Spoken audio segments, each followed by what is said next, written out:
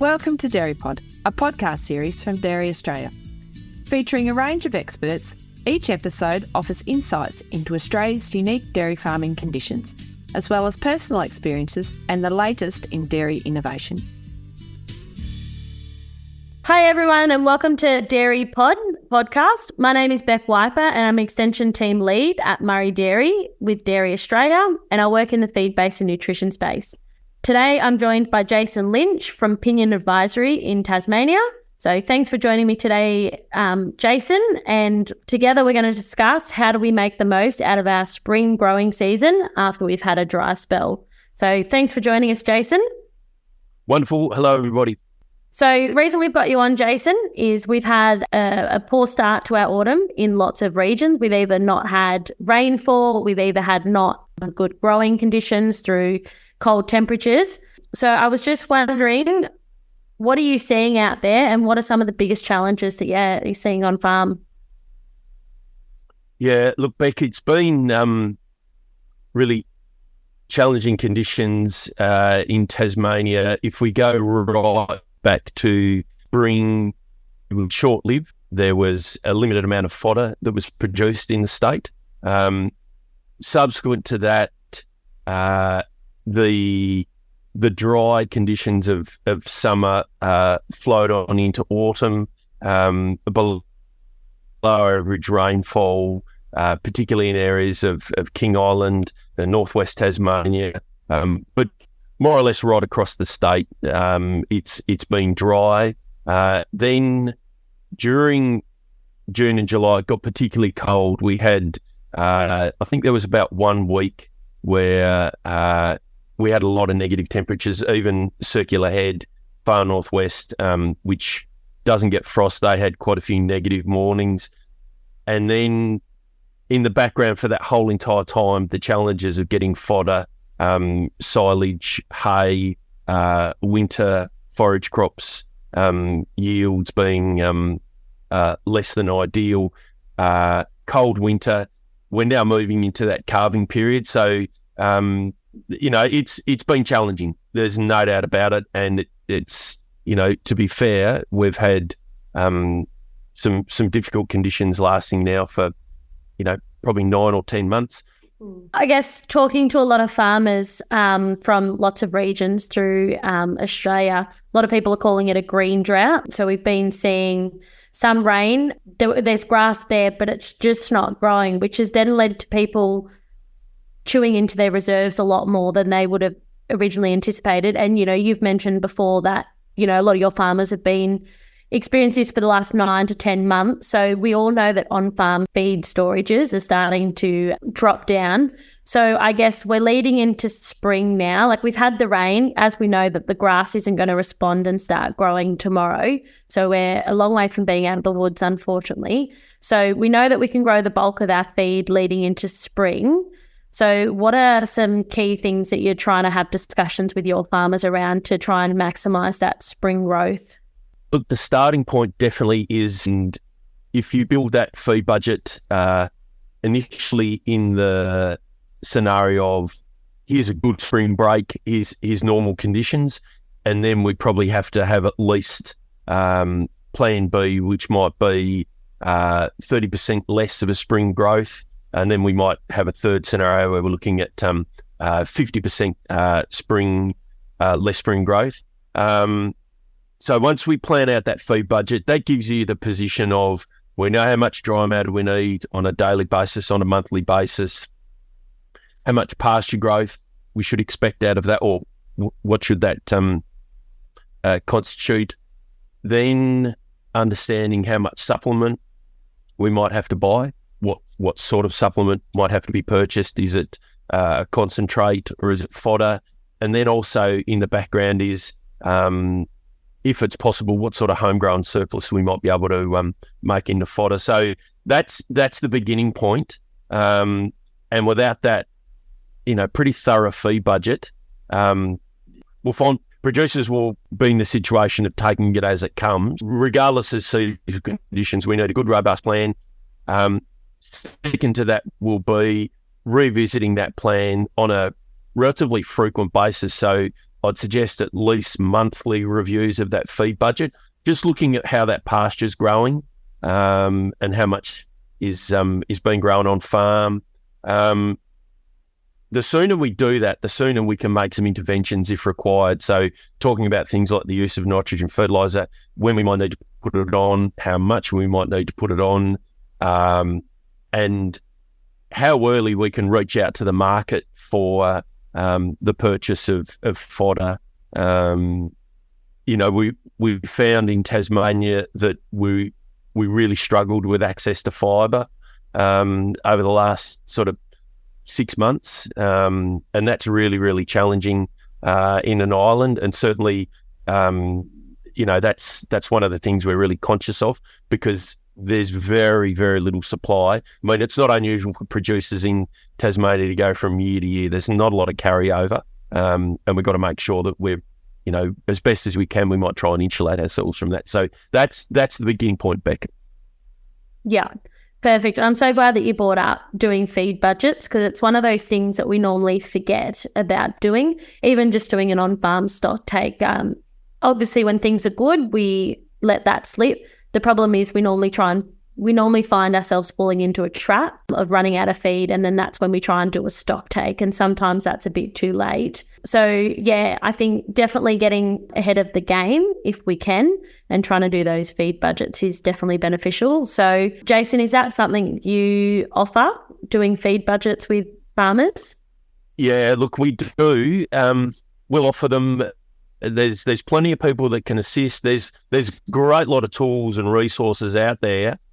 I think the number one thing is about a feed budget, whether it's a financial budget, you've got to take ownership of it. It can't be, I've done this, I tick that box and move away. So working with producers, or if they do it themselves, it's got to be a live document, and they've got to take ownership with it. It's got to be realistic, and it's really powerful to do it. What we say to people is, here's day one, and you can start mapping out a whole lot of critical decisions ahead. If you don't do a feed budget, then the opportunities to make plan A, plan B, plan C, and a whole lot of decisions that you can make along the way, every day they might disappear. Those decisions to put nitrogen on 30, 40, 50 days out, all of a sudden you get to the point where you go, geez, I'm running out of pasture. I've got to act now. It becomes a less and less successful with the outcomes if you don't make them early enough with these decisions. Yeah, definitely. And that's a good point. Like, there's a lot of consultants out there that you can reach out to assist with feed budgets if you're needing a bit of assistance there. There is a lot of resources and tools. On the Dairy Australia website, we have got some feed budgeting tools that are there. And if you're struggling to locate them or a consultant to use, then, farmers can definitely reach out to their regional Dairy Australia office and get one of their extension staff to help assist with either doing a feed budget or pointing them in the right direction of a consultant that they can use as well, which is also handy to know. So I guess one of my challenges that I see on farm, Jason, is rotation length. So I feel like, especially after, some of these regions that have been feeding for 9 to 10 months, we get sick of feeding at hay. It is a costly exercise. It's time consuming. Sometimes we can get excited when we do see a bit of rainfall and a bit of growth from those pastures. And sometimes I see people grazing way too fast or way too early. What kind of implications does that have on our pastures long term if we are either overgrazing or not letting it get its optimal growth? Yeah, look, rotation length is such a fundamental input into successful homegrown feed production. I think that if we graze too frequently, I'm sure everyone's heard about, for ryegrass, through-leaf rotation.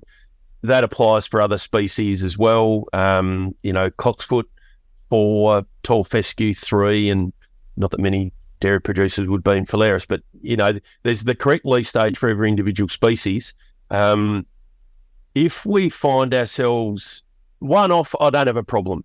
But if we've been grazing our pastures too early and coming in at too early leaf stage, it really puts a lot of pressure on the root reserves of the plant just to keep coming back again and again. And then when we hit those stress periods during winter, low light levels, cold temperatures and things like that, the pastures will struggle. When spring comes around, we can get a delay in that pasture recovery. That's the same thing that happens from summer through to the break in autumn, that if we push these pastures too hard, rather than these pastures bouncing back in, is it 30, 40 or 50 days, it could be 30 to 50% longer. Now, that'll be less in spring because we're on hopefully our soils are moist and we're getting some nice warm temperatures. But rotation length is everything. And what we've seen is in Tasmania and no doubt in Victoria and other parts of Australia, it is really tempting to unleash animals onto these first blades of grass. Got to be careful. There's, if it's summer into autumn, there's things like ryegrass staggers, there's nitrate toxicity, etc., and things like that.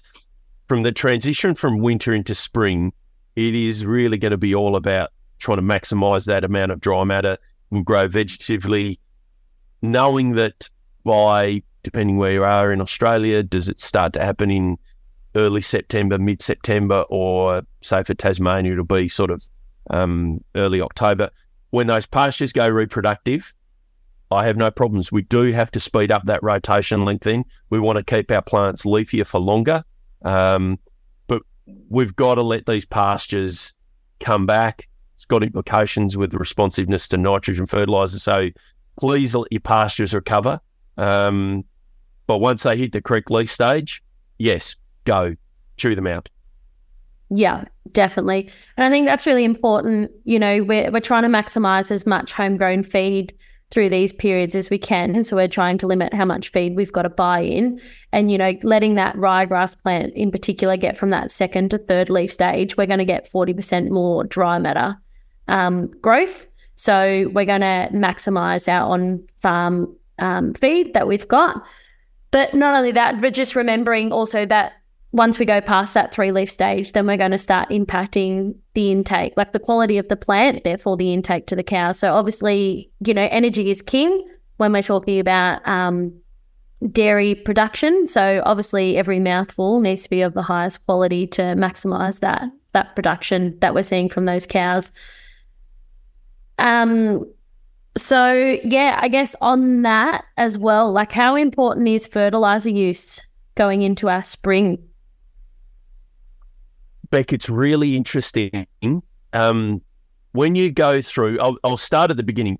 Clearly, soil fertility and fertiliser is critical, but I'll put this out there. We've had dry conditions, and that means the factors that affect nutrient leaching, particularly potassium, has been less. So we've probably had less potassium lost off the property due to leaching. The second thing is, depending on your soil type, a reasonable amount of phosphorus gets locked up into the soil chemistry. We measure that as the phosphorus buffer index. Dry soils, less phosphorus gets locked up. So the natural processes of how fertiliser, and we call those soil factors, how that's been impacted has been less. The second thing is, and this is a really big one, there's been a lot more feed imported onto the property to make up the cow's diet.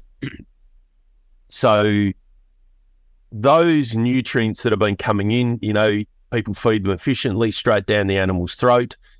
Less pasture growth is the third factor. Put that all together, there's pretty good evidence that we've probably had less nutrients locked up in the soil or leached, less pasture growth. So pasture has made up less of a component to the cow's diet.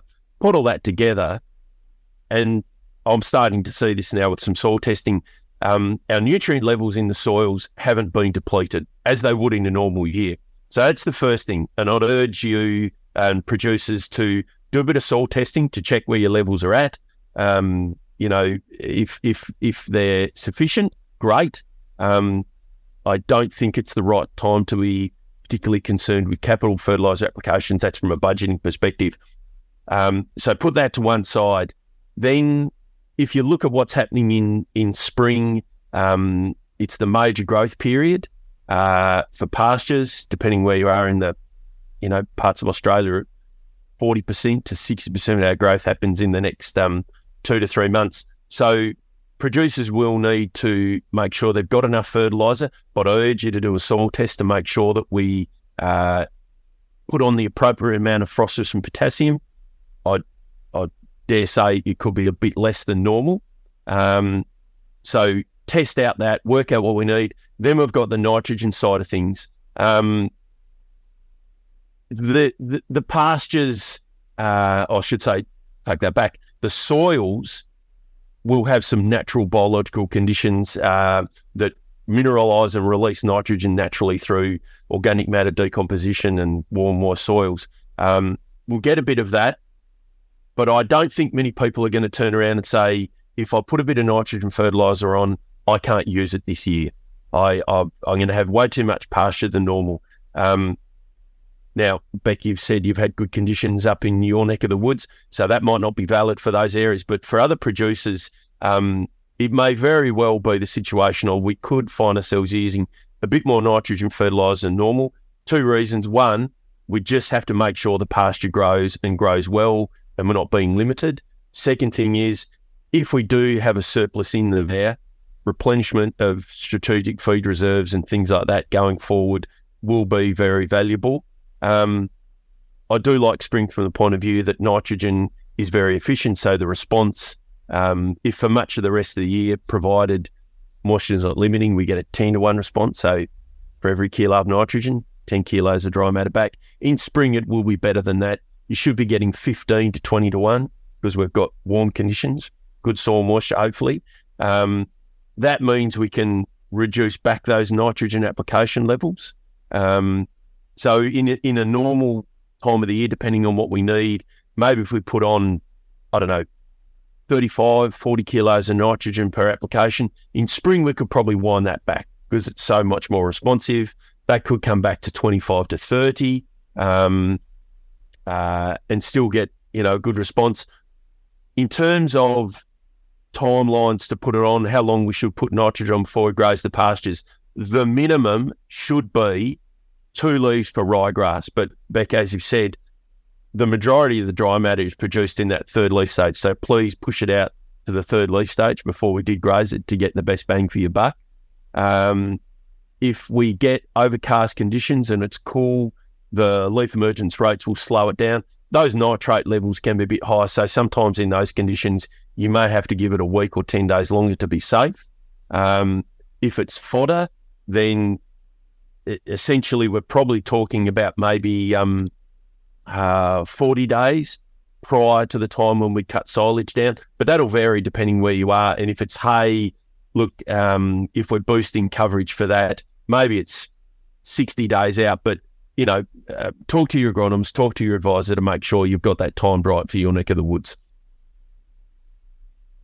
Definitely. That sounds good. That sounds like good advice there, Jason, as well. So I think, we need to be creating our own wins over the next little while, don't we? So, I think key thing for farmers, make sure they're doing their soil tests, finding out what the limiting factors are. Cash flow could be tight this year from buying so much feed in. So making sure that we're not putting out fertilizers that aren't necessarily required at the moment. But there's also a great opportunity if there is a response from pasture to putting these fertilizers on to try and maximize that growth that we can. So whether it gives us enough feed and we can stop buying in so much feed, or gives us an opportunity to conserve some surplus. Which I guess then leads me on to, it costs us a lot of money to grow the pasture. And, we've already paid for the seed, we're constantly putting out fertilizers. So we just want to be really careful that we don't waste any of this feed that we've grown, and that we do try and lock up as many paddocks as possible to cut any surplus for conserved fodder down the track, but without falling short now for raised pasture. I guess as far as wastage, like when we take cows out of paddocks, what kind of residuals do you want seen left in the paddock? Well, there's a saying, it takes grass to grow grass. Okay, so if we want to promote good pasture intakes, we shouldn't clip that pasture down too low. It comes a point where, the leaf blades are getting short, filling up the mouth. It takes more time to bites, etc., and things like that to fill up their diet. If I went out there and said, please don't graze them below 1400, would be ideal. So, 4, 5 centimetres. Mind you, if we're at the other end of the spectrum and if you've got plenty of feed on ground, don't leave your residuals too long. I think if you're getting out beyond 1600, you've got to do a feed budget, just a real quick down and dirty, from the point of view of you might find yourself actually being able to lock up a little bit more fodder, skip some paddocks, go ahead in the rotation and chew them back down to 1400. I think that there is plenty of opportunity to make sure that we don't exactly waste feed, and there's the opportunity to make fodder 100%. But yeah, look, I mean, we probably shouldn't be grazing much below 14 to 1500 almost throughout the year for dairy cows, except maybe in winter when we want to do that clean up, and we could scruff paddocks down to maybe 1200, but please probably don't go below that. Yeah. And just to be clear, Jason, those that aren't great at measuring tonnages across the paddock, we're talking about about a 5 centimetre residual when you're talking about those 1400s. And then when you're talking about 1600s, that's not leaving any more than about a 8 centimetre residual. Would that be? Yeah. Yep. And look, it might vary a little bit with some of the species that people are growing in the pasture densities, but yeah, if you work on that, no less than 5, no more than 8, that would be ideal. Yeah, no, that sounds good. So, Jason, we've all talked very positively so far about, having this spring bake, but I don't want to be the Debbie Downer on this podcast. But I guess, a lot of areas have seen some rainfall happening now. But I guess if we don't get enough rainfall and our spring doesn't happen, I guess what are some things that you would recommend farmers to be doing? Yeah, look, I think you cannot, in agriculture, in this day and age, and with the amount of investment and the herds and the stocking rates, the size of the herds and the stocking rates people are running, and the requirement for having a lot less risk in the system, you need to run a feed budget. And I said that right at the start. You've got to go back to doing a feed budget, and you've got to run a couple of scenarios. And I think that if we want to see the resilience of the on-farm performance, if you did a system where you looked at a 50% less pasture growth rates during September, October, November and into December, if we use that as a model of, we've got really serious times ahead if we start observing this, people out there will be able to determine well in advance about their exposure to supplementary feed, the economics relating to that, and this would sit alongside, a cash flow balance and a gross margin to understand exactly what they need to do well in advance. And essentially, we've got some signals in there. We've got some triggers. We've got some triggers that we can look at and say, well, if our average pasture covers and our pasture growth rates aren't at this level, we're sort of observing this trajectory. That is the most important thing that has to happen, and it has to happen as soon as possible. We can't wait until we hit mid-October and go, geez, we've missed that opportunity.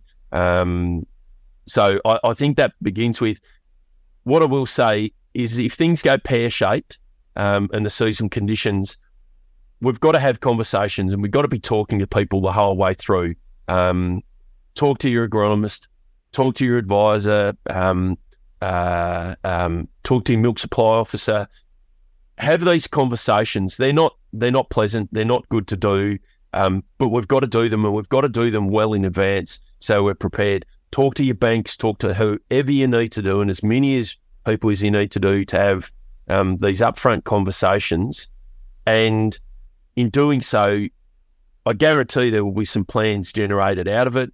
Plan A if it all goes well, plan B plan C, plan D, and have an approach that's mapped out in front of you. So we're not sitting there going, geez, what do we do now? Well, go back and look at what was planned out if our average pasture covers fell below a particular point, and start from there. That's the most important piece of advice I can give. Yeah. Definitely. And I think it goes back to your feed budgeting, and, you mentioned supplement use in there, and, just putting my nutrition hat on, cows, need to be well fed, animals are athletes, like we're expecting them and asking them to produce a lot of milk for us. We've got to remember they need quality. So we need high energy diets. We also need a sufficient amount of protein as well, and plenty of fiber to balance that rumen without then filling them up too much with gut fill by filling them full of fiber without the energy and the protein in there. It gives us an idea of how much feed we're going to need up our sleeve, and we can be quite proactive with either trying to source another feed source if required. Just on that, have you seen much use of byproducts on your farms at the moment? Well, in Tasmania, we have only a limited amount of byproducts available to us. If I tell you the number one byproduct we've got in Tasmania, there's an awful lot of grass seed produced in the state, and the byproduct of that is grass seed straw. I guess in the past it was thought it was quite inferior. The word straw was mentioned, so we think wheat straw, barley straw. This stuff's actually pretty good. Perennial ryegrass straw is probably as good as if I use the word meadow hay. People have got onto it, so it is a somewhat limited resource. The summer we went through, grass seed straw was being hoovered up by beef and sheep producers around the state. For dairy farmers, great source of fibre. It's a very clean product. Outside of that, some of the vegetable processors, there's some of the veggie waste that's available, but it is pretty limited what's around. I would say for anyone listening to this podcast, wherever you are in Australia, just ask the question of what's around. Normally factories have a set amount of production that they'll do. They'll have a set amount of raw ingredients that come in, set amount of products that they'll send out, set amount of byproducts that go through. And if you want to line up to get some of that stuff, have that conversation pretty early. But I'll say this, you need to understand what you're getting. So we need to understand the dry matter, the bulk density for freight, the energy content, digestibility, protein, fibre content, any of the weird and wonderful things that might be in there through the manufacturing process or the concentrating of particular ingredients. Know exactly what you're getting and know exactly, I'll take that back. Seek nutritionist advice to make sure that it's not going to cause some wacky imbalance in the diet, and it's not going to cause an inadvertent problem elsewhere or potentially force your hand by requiring more fibre or something like that. So really understand what you're getting into, and compare that feed. If it's energy, compare it on an energy basis. If we're looking at it as a protein source, compare it to an industry standard for protein, whatever that may be. Same with fibre. And then, the whole thing about cost down their throat, etc. Just know exactly what you're dealing with and have a really clear plan about the use of these materials. Perfect. I'm glad you brought that up, Jason, because that was going to be my next point too. It's really important that you consult with a nutritionist to make sure that you've got your overall balanced diet, so that we've got enough energy, protein and fibre going into those cows to make sure we've got a nice rounded balanced diet. So, as we've touched on, energy and protein are going to be quite limiting through these periods. So we just need to make sure that we give the cows the best opportunity, knowing that the first 6 to 8 kilos, depending on the cow size, is going to go to her body maintenance. So that's a cost we have to insure no matter what we do. So then how do we start trying to dilute those costs by, having her producing as much milk as possible and, turning a profit for our businesses? in there. So I think we've covered a lot here today, Jason, and really appreciate your insights that you've shared with us. But I guess my final question for you, if you were to leave farmers just with one key piece of advice that they could take home from this podcast, what would that be? Oh, look, I think communications is really important. It's very easy, and producers that dairy farmers, they're so operational. They're everything from the electrician to the animal health expert. They're milking cows. They're in charge of staff. It's really complex, and it's really easy just to get isolated. Communications is absolutely gold. Talk to people. Talk to your neighbours. Talk to your staff. Talk to the family. Talk to the daughters and the sons, the wife, the uncles. Talk to people. Talk to your agronomist, talk to your trusted advisors, talk to your milk supply officers, talk to people from Dairy Australia.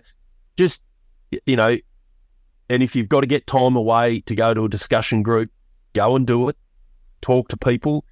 There's so many people that want to help out there, and there's so many pieces of good information, advice, and tools. So that is the number one thing.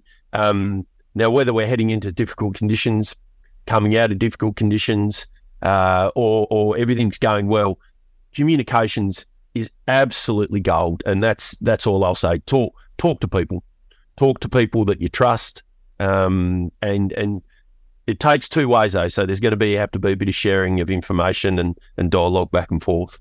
I think that's a really great piece of advice to leave everybody with. No one's alone in this. There's lots of people going through it and probably having the same challenges. So absolutely agree with you, trying to get that supportive network behind them. And as you said, there's lots of resources and professionals available, lots of advisors, and having those open conversations and getting everybody on the same page is very critical.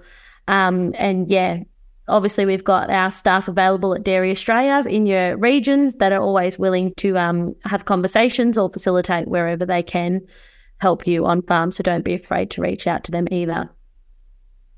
So I want to give a big thank you to Jason Lynch for joining us today and being so willing to give up his time and share his insights to hopefully get people through this spring and out the other side and have a ripper season. So thank you very much, Jason. Pleasure. Thanks, Beck. Thank you. Good luck, everyone.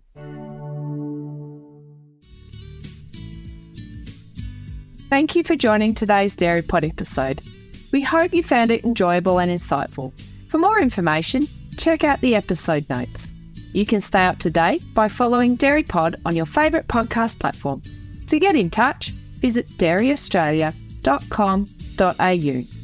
Until next time, take care.